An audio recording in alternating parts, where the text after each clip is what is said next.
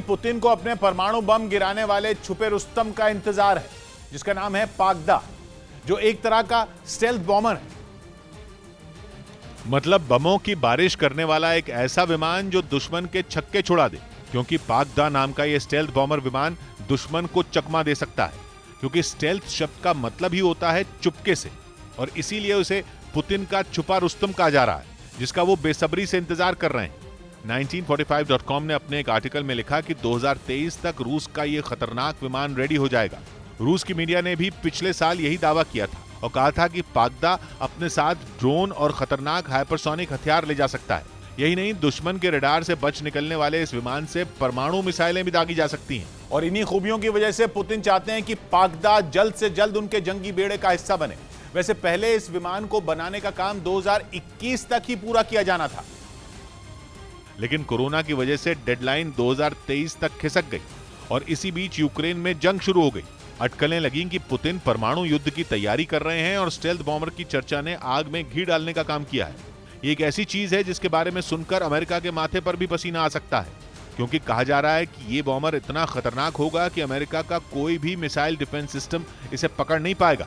और यही बात उसे परेशान कर रही है। 1945.com की रिपोर्ट में दावा किया गया कि इस विमान पर रूस करीब 20 साल से काम कर रहा है, जिसमें स्टेल्थ फीचर और लंबी दूरी तक मार करने वाली मिसाइलों पर ज्यादा काम हो रहा है, जिसके लिए इसमें लगाया गया है एक इंटरनेट वेपर बे, जिसकी वजह से उड़ान के समय इस विमान का सिग्नल बहुत कम आएगा और कोई भी मिसाइल डिफेंस सिस्टम इसे आसानी से नहीं पकड़ पाएगा।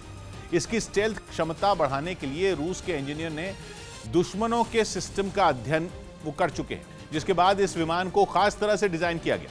हालांकि ये विमान अमेरिका के स्टेल्थ बॉम्बर B-21 की तरह ही दिखाई देता है। इस विमान की रेंज 7 मील तक की और ये एक ही बार में उड़ान भर सकता है। रूस की तरफ से यह दावा भी किया गया कि ये 30 घंटे तक हवा में रह सकता है और 30 टन तक परमाणु हथियार उठा सकता है। लेकिन पश्चिमी देशों का दावा है कि इतनी खूबियों के बावजूद रूस के पास दुनिया की सबसे अच्छी स्टेल्थ तकनीक नहीं है। इस तरह की तकनीक इससे पहले केवल अमेरिका और चीन के पास थी, जिससे उन्होंने स्टेल्थ विमान बनाए और दुनिया को अपनी ताकत दिखाई। रूस भी अगले साल तक कुछ ऐसा ही कर सकता है।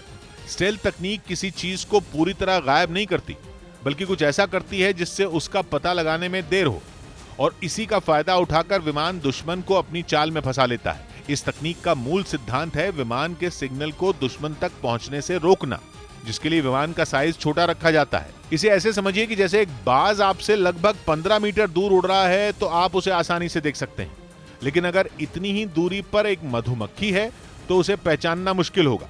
स्टेल्थ विमान भी दुश्मन की आंखों में ऐसे ही धूल झोंकते हैं, क्योंकि ये तकनीक किसी चीज को पूरी तरह से अदृश्य नहीं बनाती, लेकिन उसके साइज को छोटा कर देती है, जिससे उसका पता लगाने में देर होती है।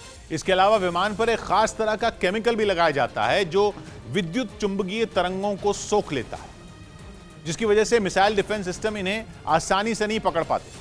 स्टेल्थ तकनीक के मामले में अमेरिका दुनिया में नंबर 1 है, उसके पास B-21 नाम का स्टेल्थ बॉमर है, जबकि दूसरे नंबर पर है चीन, जिसके बाद H-20, उसके पास H-20 स्टेल्थ बॉमर, जिसके बाद आने वाला है रूस का पाकदा, जिस पर 2002 में काम शुरू किया गया था।